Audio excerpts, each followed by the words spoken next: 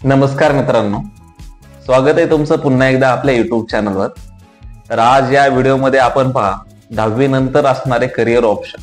10वी नंतर तुम्ही कुठली स्ट्रीम मध्ये काय करू शकता, तुम्हाला काय काय ऑप्शन असतात, कुठले कुठले करिअर अपॉर्च्युनिटी असतात, तुम्ही कुठलं शिक्षण घेतल्यानंतर तुम्हाला कुठल्या प्रकारची नोकरी लागणार आहे, तुम्ही कुठलं शिक्षण घेऊ शकता, तुमचं इंटरेस्ट कशामध्ये आहे आणि तुम्ही काय फॅकल्टी चूज केल्यानंतर तुमच्या पुढे असणारे career option, career growth, job विषयी आपण माहिती सांगणार आहे या व्हिडिओमध्ये.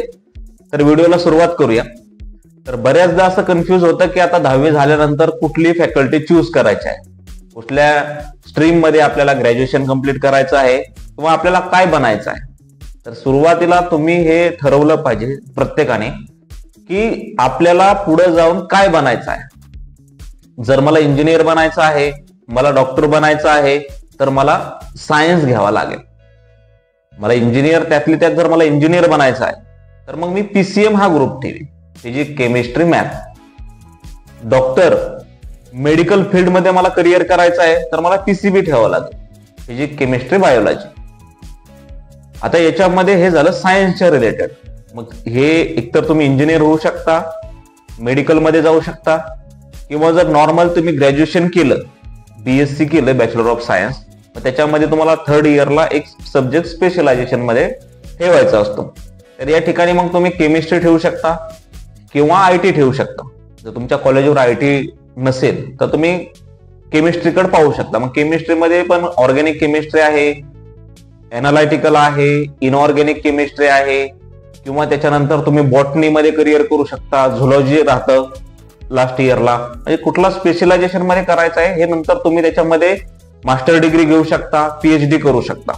ठीक आहे. त्याच्यानंतर मग तुम्ही समजा पीएचडी वगैरे केले, सेट नेट आहे, कॉलेजवर प्राध्यापक होऊ शकता.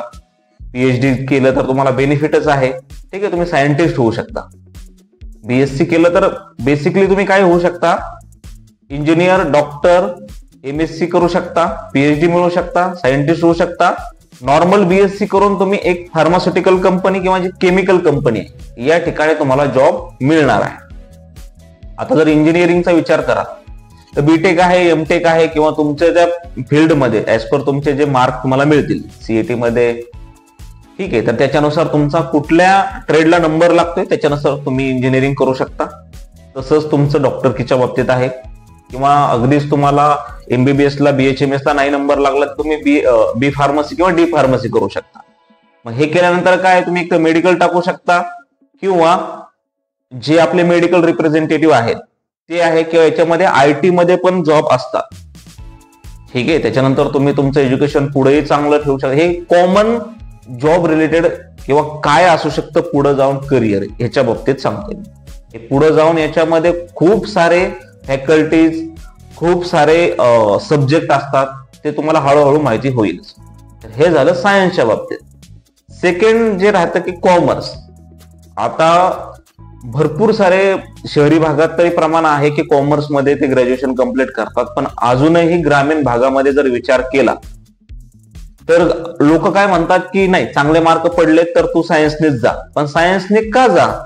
जर तुला इंजिनियर व्हायचं असेल, डॉक्टर बनायचं असेल तुम्हाला, किंवा जर तुम्हाला पुढे जाऊन नेव्ही मध्ये करिअर करायचंय, किंवा अजून सायंटिस्ट व्हायचंय, बॉटनी आहे, झुलॉजी आहे, chemistry, chemical field, medical field मध्ये जायचं आहे, तर तुम्ही सायन्स घेऊ शकता. जर तुमचं टार्गेट बँकिंग मध्ये जॉब करायचं आहे, तुम्हाला सीए व्हायचं आहे, फायनान्शियल ऍडवायझर बनायचं आहे, इकॉनॉमिक्स मध्ये, इकॉनॉमिक्स काय आहे त्याच्यामध्ये तुम्हाला करिअर करायचं आहे, नॉर्मल तुम्ही बीकॉम करू शकता.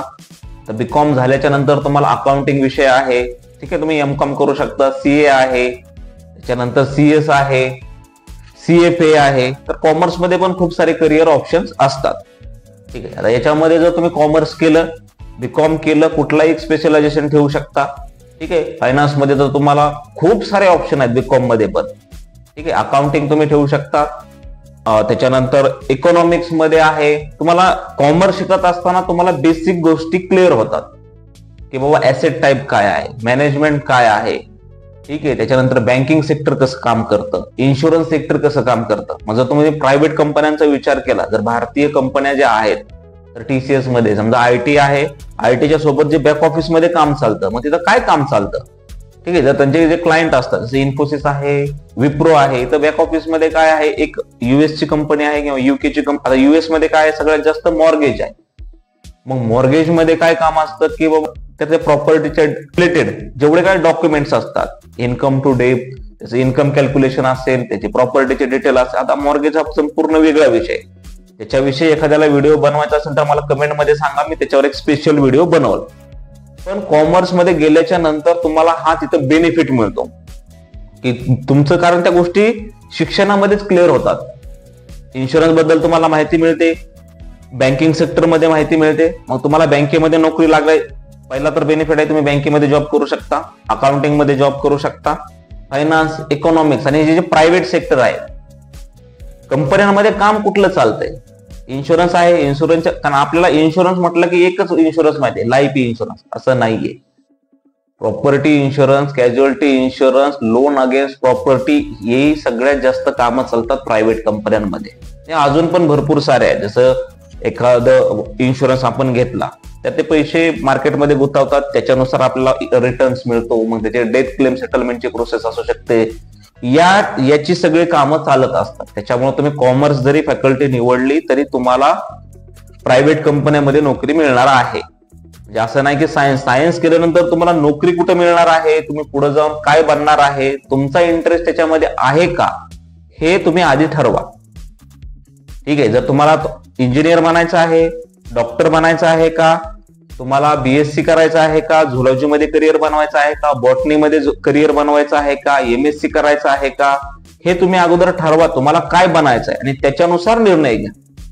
बऱ्याचदा होतं काय की आपला 10वी मध्ये एक मित्र असतो किंवा मैत्रीण असते आणि त्याने एक स्पेशलायझेशन घेतलं नाही, कॉमर्स मध्ये घेतलं नाही, स्पेसिफिक कॉलेजला ऍडमिशन घेतलं, तर आपण काय म्हणतो, नाही मला पण तिथंच जायचंय. असं करू नका. तुम्ही आधी स्वतःवर विचार करा, स्वतःचा तुमचा इंटरेस्ट कशामध्ये आहे. तुम्हाला बँकिंग मध्ये करिअर बनवायचं आहे का, तर तुम्ही कॉमर्स साईडला या. तुम्हाला केमिकल फील्डमध्ये, फार्मास्युटिकल फील्डमध्ये, मेडिकल लाईन मध्येच करिअर बनवायचं आहे का, सायन्स घ्या, बायोलॉजी ठेवा. तुमचं मॅथ चांगलं आहे, तुम्हाला इंजिनियर बनायचं आहे का, PCM ग्रुप ठेवा. सायन्सला ऍडमिशन घ्या, PCM ग्रुप ठेवा. त्याच्यानुसार तुम्ही मग पुढं ठरवू शकता तुमचे मार्क किती आहेत. जर तुम्ही एखादं ठरवलं एखाद्या फील्डमध्ये मिळवायचं आहे, इंजिनियरच व्हायचं आहे, एक ट्रेड तुम्ही ठरवला, यदा कदाचित तुम्हाला भविष्यात नाही मार्क कमी पडले, तुम्ही दुसरा ट्रेड घेऊ शकता. पण जर तुम्ही तिथं सायन्सला ऍडमिशन सोडून जर तुम्ही कॉमर्सला ऍडमिशन घेतलं, तुम्ही इंजिनियर कसं काय बनणार. एखाद्याची इच्छा असेल की मला बँकेमध्ये जॉब करायचा आहे आणि तुम्ही सायन्सला ऍडमिशन घेतलं, तर त्याला जॉब ऑपॉर्च्युनिटी डिफरंट होऊन जाईल ना, फील्ड डिफरंट होऊन जाईल. त्याच्यामुळे तुम्ही काय शिकल्यानंतर तुम्हाला काय नोकरी लागणार आहे, करिअर ऑप्शन्स काय आहेत, करिअर ऑपॉर्च्युनिटीज काय काय असतात, हे तर मी तुम्हाला हे बेसिक एक कन्सेप्ट सांगितलेली आहे. तर याच्यावर तुम्ही एकदा विचार करा की तुम्ही काय स्वतःला काय बनायचं आहे आणि त्याच्यानुसार ठरवा. तुम्ही तुमचं कोण रिलेटिव्ह कोण सांगतोय, तुमचा मोठा भाऊ बंधू काय सांगतोय, याच्यापेक्षा तुम्हाला स्वतःला काय वाटतंय, तुमचा स्वतःचा इंटरेस्ट कशामध्ये आहे हे अगोदर ठरवा. स्वतःसाठी वेळ द्या आणि त्याच्यानंतर तुम्ही ठरवू शकता. आता याच्यानंतर जी राहिली तिसरी फॅकल्टी म्हणजे आर्ट्स.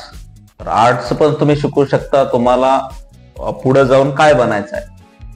आता जर तुम्ही अगोदर ठरवलं की मला स्पर्धा परीक्षा करायच्या आहेत, तुम्ही 11वी पासून आर्ट्सला ऍडमिशन घेऊ शकता. त्याचं रिझन सांगतो. जर तुम्ही सायन्सला घेतलं तर तिथं तुमचं प्रॅक्टिकल असतं. पहा, सायन्सवाल्याला खूप प्रॅक्टिकल असतं, त्याला वेळ मिळत नाही मग बाकीच्या गोष्टींसाठी. होतं काय, अचानक आपण ग्रॅज्युएशन वगैरे झालं, मग पुढे अचानक कोणतरी सांगता अरे तू खूप हुशार आहे, तू जर स्पर्धा परीक्षेची तयारी केली तर तू लवकर पोस्ट तुला निघेल. तर ते तुम्ही करू शकता. त्याच्यानंतर काय असं काही ते चुकीचं नाही, असं काही नाहीये. पण जर तुम्ही सुरुवातीला समजा 11वी आर्ट्स मध्ये घेतलं तर तुम्हाला भरपूर सारा वेळ असतो, तुम्हाला बेसिक पण क्लिअर होतं ना त्याच्यामध्ये. जे आर्ट्सचे विषय राहतात, ठीक आहे, तुम्ही स्पेशलायझेशन करू शकता. त्याच्यामध्ये तुम्हाला भारताविषयी माहिती किंवा इतर ज्या गोष्टी असतात ज्या स्पर्धा परीक्षेच्या रिलेटेड आहेत, तर तुमचं एक काहीतरी प्रमाण त्याच्यामध्ये कव्हर होऊन जातं. जर तुम्ही सायन्समध्ये विचार केला तर प्रॅक्टिकलमुळे तुम्हाला त्याचा मग इतर अभ्यास करण्यासाठी वेळ मिळत नाही. कॉमर्सही तसंच असू शकतं. त्यामुळे जर तुमचं टार्गेट स्पर्धा परीक्षा असेल तर तुम्ही जर सुरुवातीलाच आर्ट्स विषय निवडला, कारण अभ्यासक्रम पण तुम्हाला इझी राहील आणि तो अभ्यासक्रम तुमच्या रिलेटेड असणार आहे. म्हणजे पुढे जाऊन जे तुम्हाला बेसिक पासून सुरुवात करायची आहे, तर कॉलेजमध्ये असतानाच तुमचं बेसिक क्लिअर होऊ शकतं, जेणेकरून तुम्ही ज्यावेळेस स्पर्धा परीक्षांची तयारी करता त्यावेळेस तुम्हाला आणखी बेनिफिट मिळत राहील. तर ह्या आर्ट्स मध्ये हा फायदा आहे. जसं मी तुम्हाला सांगितलं, तुम्हाला काय बनायचं आहे, काय ठरवायचं आहे. जर तुम्हाला 10वी पर्यंत अचानक तुम्हाला नसेल क्लिअर, तर तुम्ही चांगले मार्क पडले असतील तर तुम्ही सायन्सला ऍडमिशन घेऊ शकता.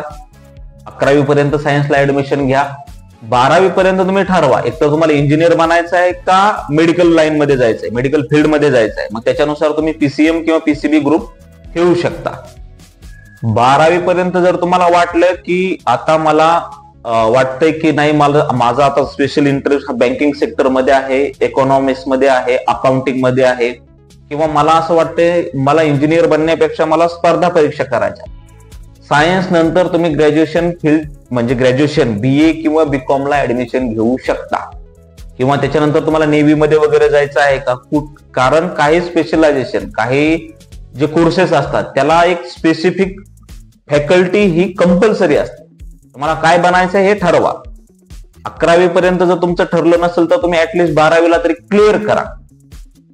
सायन्सला तुम्ही ऍडमिशन घेतलं तर तुम्ही 12 म्हणजे ग्रॅज्युएशन मध्ये जे तुम्ही first year, second year, third year आपण जे म्हणतो, तिथं तुम्ही तुमची सायन्स मधून कॉमर्स मध्ये मूव्ह आउट होऊ शकता.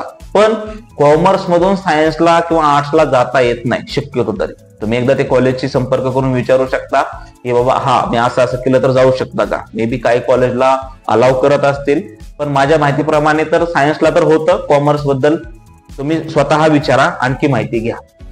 तर हे 3 फॅकल्टी आहेत, तर तुम्ही स्वतःवर विचार करा. जसं सांगितलंय, स्वतःवर विचार करा, तुम्हाला काय बनायचंय त्यानुसार ठरवा. आता झालंय काय, ग्रामीण भागामध्ये नाही चांगले मार्क पडले, जा सायन्सला. सायन्स शिकून तुम्ही पुढे काय होणार आहेत, काय बनणार आहेत, करिअर ऑप्शन्स काय काय असणार आहेत, जॉब ऑपॉर्च्युनिटी कशा प्रकारे असणार आहेत हे आधी समजून घ्या.